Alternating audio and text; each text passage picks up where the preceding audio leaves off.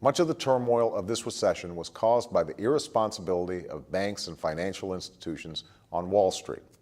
These financial firms took huge, reckless risks in pursuit of short-term profits and soaring bonuses. They gambled with borrowed money, without enough oversight or regard for the consequences. And when they lost big.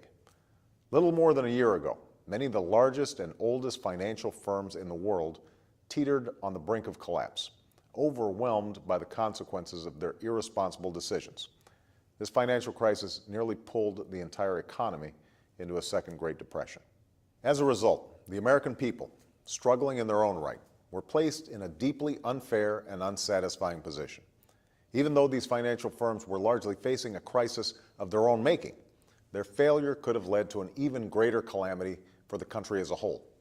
And that's why the previous administration started a program, the Troubled Asset Relief Program, or TARP, to provide these financial institutions with funds to survive the turmoil that they had helped unleash.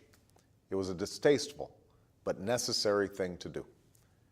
Now, many originally feared that most of the $700 billion in TARP money would be lost forever. But when my administration came into office, we put in place rigorous rules for accountability and transparency, which cut the costs of the bailout dramatically. We've now recovered most of the money we provided to the banks. That's good news. But as far as I'm concerned, it's not good enough. We want the taxpayers' money back, all of it, and we're going to collect every dime. That's why this week I proposed a new fee on major financial firms to compensate the American people for the extraordinary assistance they provided to the financial industry.